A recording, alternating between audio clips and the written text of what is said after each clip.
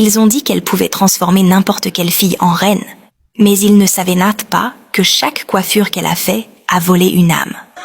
Les jours qui suivirent furent comme un rêve éveillé pour Nioba. À mesure que le soleil se levait sur Oquendo, les files de jeunes filles devant le grand manguier s'allongeaient chaque matin un peu plus. On ne venait plus simplement pour se faire coiffer. On venait chercher le miracle de Nioba. Sa renommée s'était répandue au-delà des rives de la rivière. Des femmes des hameaux voisins faisaient des heures de marche pour s'asseoir sur son petit tabouret de bois. Les enfants riaient, les adolescentes chuchotaient avec excitation, et même certaines épouses de notables venaient, voilées, espérant ressortir plus belles qu'elles ne l'avaient jamais été. Et chaque fois que Nioba posait ses doigts sur une tête, le même enchantement se produisait. La peau de la cliente devenait lumineuse, ses yeux brillaient, son sourire s'illuminait. Mais ce que personne ne voyait, c'était Nioba elle-même. À chaque tresse, ses cheveux s'allongeaient encore. Ils descendaient maintenant au-delà de sa taille, lourds mais magnifiques, épais, soyeux, comme une rivière noire et brillante. Le soleil s'y accrochait comme à un fil d'or, et lorsqu'elle marchait dans le village, sa chevelure flottait derrière elle comme une traîne de reine. Les femmes disaient en murmurant « Ce n'est plus une simple fille, c'est une bénie des esprits. Ses cheveux sont des cadeaux du ciel. Quiconque est coiffé par Nioba devient belle comme l'aube. » Les hommes, eux, la regardèrent avec des yeux qu'ils n'avaient jamais eus pour une simple tresseuse. Certains oubliaient ce qu'ils étaient venus acheter au marché.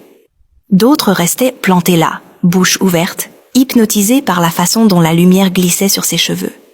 Mais dans le silence de ces nuits, Nioba se découvrait peu à peu. Chaque fois qu'elle se lavait les cheveux dans la rivière, elle sentait qu'ils étaient mis plus lourds, comme s'ils respiraient, comme s'ils avaient leur propre vie.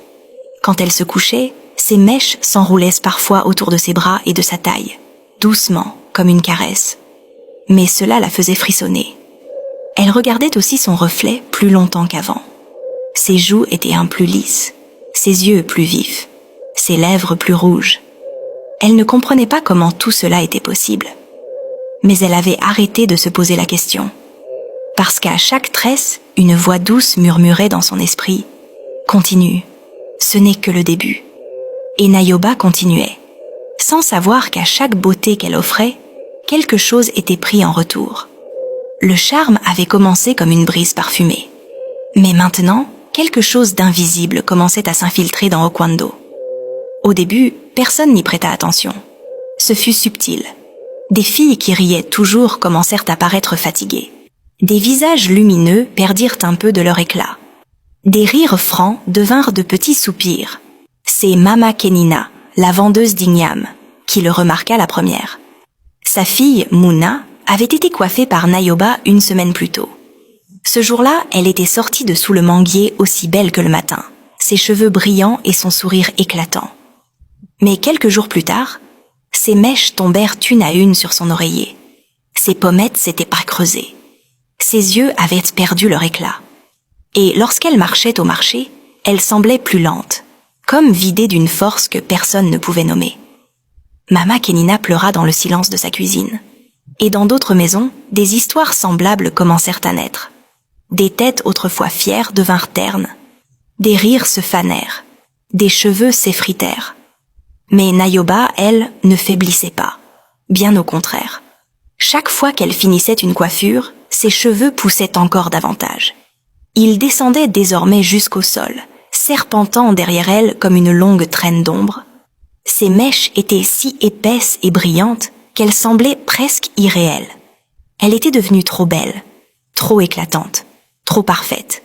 Et cette perfection inquiétait autant qu'elle fascinait. Une nuit, alors qu'elle se peignait les cheveux seule au bord de la rivière, la voix de l'anneau revint. Cette fois plus claire, plus possessive. Ce que tu gagnes ne vient pas de toi, mais d'elle. Nioba sursauta. L'eau devant elle vibra comme si une main invisible l'avait effleurée.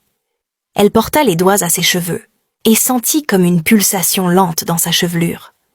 Elle eut l'impression que ses mèches respiraient avec elle. « Qui es-tu » murmura-t-elle. La voix répondit simplement, glaciale. « Celle qui donne et qui prend. » Le lendemain, alors qu'elle se regardait dans le reflet d'une calebasse d'eau, Elle remarqua un détail qui lui coupa le souffle. Ses yeux avaient changé. Ils n'étaient plus exactement bruns. Une fine lueur dorée y dansait. Elle toucha son visage comme pour vérifier qu'elle était toujours elle. Et pourtant, malgré cette peur qui grandissait dans son ventre, malgré les chuchotements des villageois qui commençaient à se répandre comme de la fumée, Niobe continua à tresser. Parce que la beauté qu'elle portait maintenant était enivrante. Et parce qu'au fond, une voix douce lui répétait « Plus de tresses, plus de lumière, plus de toi, plus